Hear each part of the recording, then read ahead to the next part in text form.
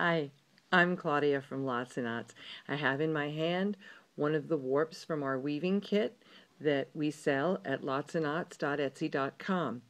People are a little confused what to do when they receive this bundle in the mail. How do you open it? How do you put it on the loom? How do you do this without tangling up all the threads? So I thought I'd make a little video and show you what you need to know.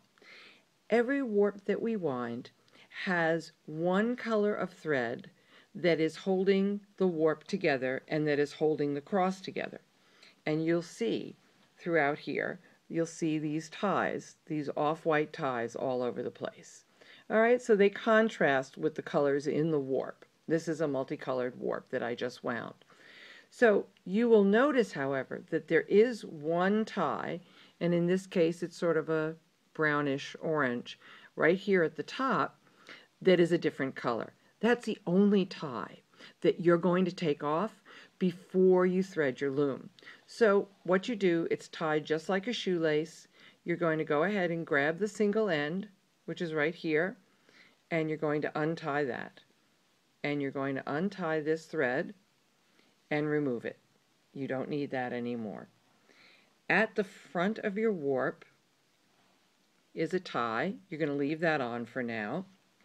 And then right here in the center is a tie that's holding your cross in place. Every warp we wind has this tie. If you grab both sides of this tie that's holding the cross and go to sort of shake it out, you'll notice that there are both sides of your cross with your cross in the center. Here's your cross that's keeping all your threads in order. Here is, in this situation, here is the top of your cross, which is usually tied. We usually tie the top in two places. You can see that. And the bottom is not tied. Now, part of why we don't make too many ties in the cross is so that if you need to move that or adjust it so that your hand fits comfortably in here for threading, you can do that. But leave these threads on while you do it. You want to leave this tie that holds the middle of the cross, you want to leave that on for as long as possible. To adjust the size of your hand hold for threading, all you have to do is go behind the cross, lift the two parts of the cross, and pull on them, all pieces of them, simultaneously. Just pull both pieces, the cross will move, and then to line everything back up, give it a nice snap. And then everything's back in place.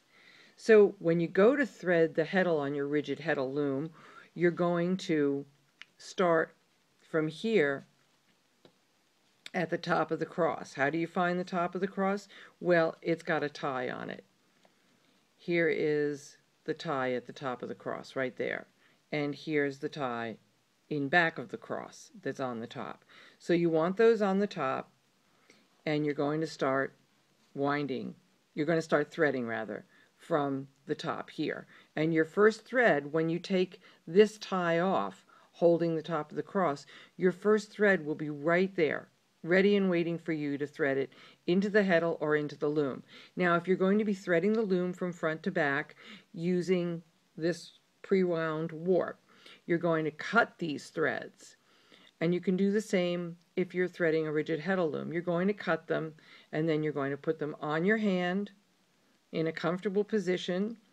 You're going to want to hold your thumb back here behind the cross, put your hand in the front, and then you're going to take one thread at a time and thread it through the heddle or through the heddles on a loom. All right? So that's all you need to know about the front of your warp. Now, here's the rest of the warp. You took off that one tie that was a different color. It was holding the back half of the warp to the front half. So the part with the cross in it is free. And you could actually go ahead and thread the heddle or thread your loom without ever untying this. But once you get this untied, then you'll see that there are a lot of loops. All you need to do is gently pull on the front of the warp, and each loop is going to come out in succession. There are more ties on the warp holding it together. There's a choke tie. See it? There it is, right in the middle, keeping everything in order as good as possible. But all you have to do is pull on this, and loop after loop comes undone all the way down to the bottom of the warp, and there you go. And you have it all. You want to get it back into shape. You want to make sure it's in order. You have a tie right here at the end that ties the this loop, has the warp in 2 halves. You can hold on to that loop and just give it a nice tug, and everything lines right back up. That's all you have to do. Go down in order, tug it, line it back up, and it's all right in nice in shape again.